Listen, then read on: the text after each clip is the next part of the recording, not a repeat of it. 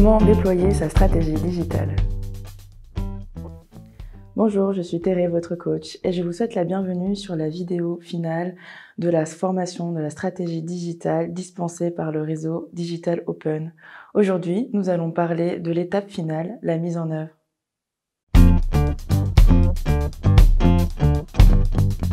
Cette dernière étape est souvent la plus difficile.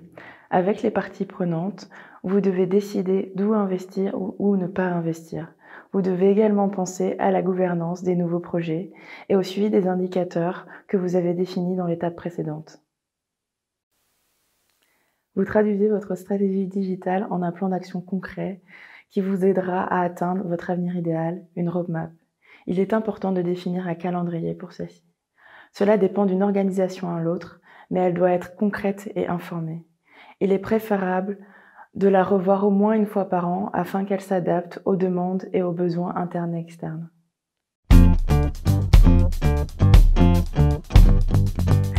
Les projets peuvent être définis comme de nouveaux investissements temporaires et être élaborés afin d'atteindre de nouveaux objectifs. Un projet n'est donc pas uniquement la création d'un nouveau point de contact digital. Il est également porteur de nouveaux défis, tels que le remaniement de votre gouvernance interne, l'amélioration de votre catalogue de services, des outils, des processus et voire même l'élaboration d'une formation afin d'améliorer votre compétence numérique. Une fois que vous avez dressé la liste de tous les projets potentiels nécessaires à l'élaboration de votre stratégie digitale, il est important aussi de lister tous les partenaires qui vont participer à ces projets.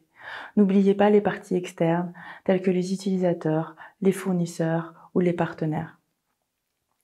Dans tous les cas, cette liste, cette roadmap sera étoffée avec le temps. Il faudra juste aller le plus loin possible dans les détails afin qu'elle soit validée ultérieurement. Ensuite, pour chaque projet, vous commencez à définir des jalons. Les jalons ou étapes clés sont des marqueurs ou des réalisations importantes pour le projet. Si le projet consiste à refaire le site de l'organisation, les jalons peuvent inclure la finalisation de l'architecture de l'information, la finalisation du design, la fin du développement en amont ou en aval. Maintenant que vous avez posé des jalons, vous pouvez commencer à dresser la liste des activités nécessaires pour y parvenir. Vous pourriez utiliser des codes couleurs par partie prenante, mais l'idéal est d'inclure les différentes parties prenantes dans toutes les activités. Cela dépend de la méthode de travail que vous voulez appliquer. Voulez-vous appliquer la méthode Agile ou Scrum, ou bien votre organisation préfère-t-elle une méthode de travail en cascade? Recherchez des synergies entre les différents domaines. Y a-t-il des projets qui devraient commencer plus tôt que d'autres? Avez-vous toutes les compétences nécessaires afin de réaliser ces projets? Soyez réaliste dans votre calendrier. En groupe, pendant votre session, vous pouvez toujours énumérer des questions ouvertes ou des problématiques à aborder plus tard. Il est nécessaire que vous reveniez à votre stratégie digitale afin de vous en servir comme liste de contrôle. Demandez-vous si votre roadmap vous aidera à atteindre vos objectifs.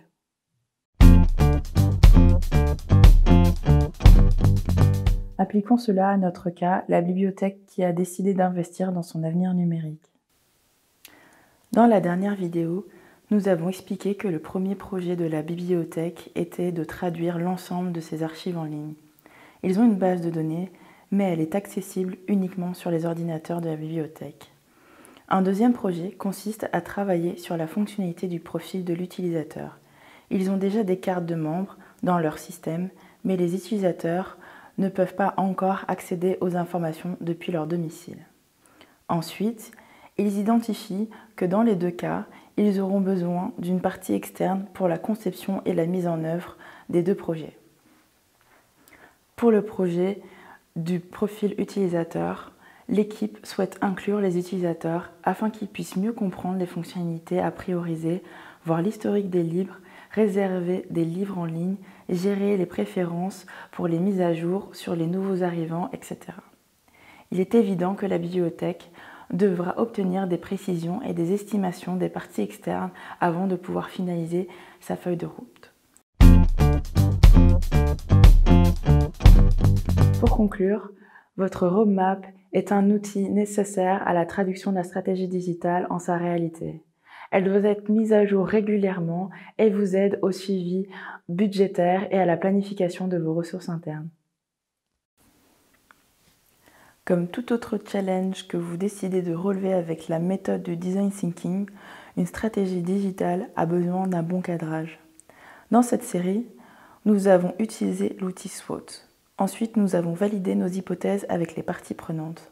Ces réflexions nous ont permis de créer une stratégie ambitieuse mais réaliste. Enfin, nous avons rédigé une roadmap qui ouvre la voie à votre avenir numérique centré sur l'utilisateur.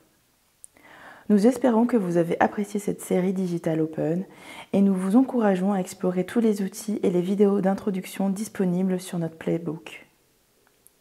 Nous développons continuellement notre offre pour soutenir les services publics dans leur transformation pour et avec les citoyens. Merci de nous avoir suivis. Digital Open, apprendre et grandir ensemble.